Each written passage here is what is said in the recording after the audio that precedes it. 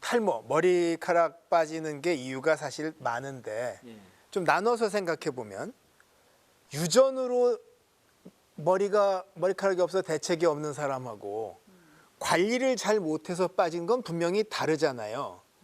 유전적인 거가 아무래도 일종의 병이니까 더 억울하고 지원 명분이 더 있는 건가요? 근데 탈모의 원인은 유전과 남성 호르몬에 의한 영향이 남녀 공이 거의 한 최소 50% 이상이 된다고 하기 때문에 여러 원인 중에 일단 이거를 반드시 이제 있는 분들이 많고, 그렇다고 해서 이 지원금을 하기 위해서 이런저런 검사를 해서 유전인지 아닌지를 확인하고 그 약을 20만 원 1년에 받겠다. 이거는 오히려 배보다 배꼽이 더 커지는 거라서 아마 유전을 그냥 유전이다 아니냐를 따지고 지원을 하지는 않거든요.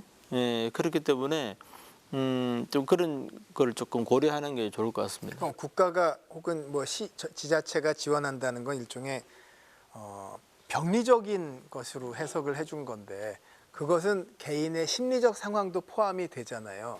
그렇죠. 어떻게 보면 결정을 해주시나요? 이분은 지원이 됩니다. 이분은 극복하세요. 이렇게 할 수는 없겠죠. 저희는 이제 아직 그런 성동구에서만 일어나는 일이었기 때문에 아직 저희가 그런 케이스가 있지는 않죠. 근데 저희도 이제 심리 검사를 해보면 이분이 이렇게 극심하게 탈모가 일어나는데 심리적 영향이 있는가에 대해서는 확인할 수가 있습니다. 이게 이 사람이 불안해서 그런 건지 우울해서 그런 건지 아니면 우리가 뭐 얘기할 수 없는 인간관계에서 그런 건지, 그리고 심적인 문제가 탈모로까지 이어졌으면 사실 그 탈모를 치유하거나 심리적인 문제를 치료를 하면 탈모가 멈출 수 있는 것도 사실이거든요. 그러니까 유전적인 탈모라면 이게 뭐 약을 먹어도 사실 언제까지 지원해야 되는가 이런 문제가 있는데, 사실 저는 또 이제 심리적인 문제나 이런 걸로 연결된 탈모는 약을 먹어서 문제가 해결되면 확실히 그 사람 인생이 삶의 질이 달라지는 거기 때문에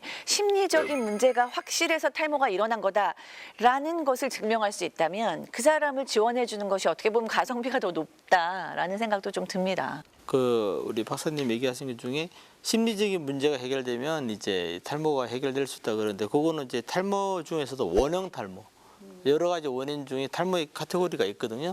이 스트레스 때문에 생기는 원형 탈모는 스트레스 문제가 해소되면 그것도 일부 완치될 수는 있습니다. 근데 이제 그게 없어져도 완치가 안 되는 원형 탈모도 상당히 많지만, 이종범 선수가 뭐 일본에서 뛸 때 그렇죠. 원형 잘 안 탈모가 맞아서 생겼죠. 원형 탈모 그런 건 예.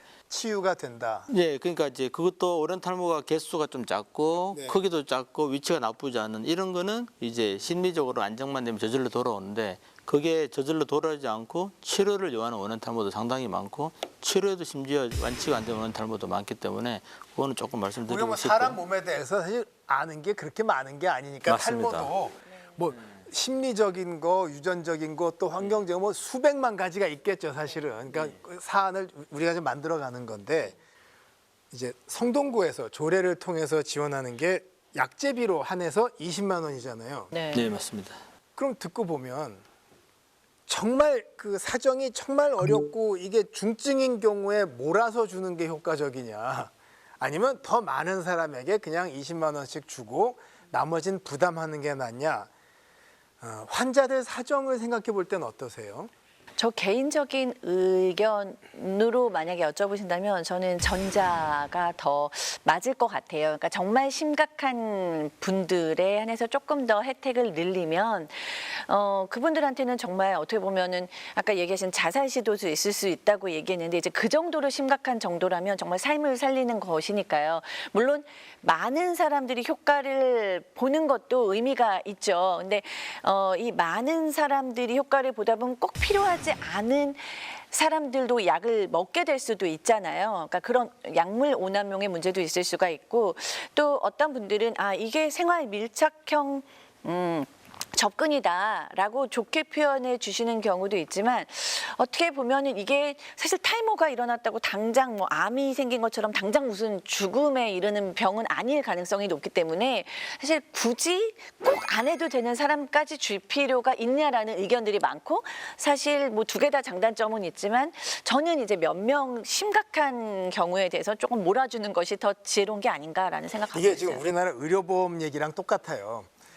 중증 환자 중심으로 의료보험 체계를 하는 게 맞냐, 지금처럼 감기 기운만 있어도 온 국민이 다 병원 가는 게 맞냐, 똑같은 얘기인데 어떻게 보시는지.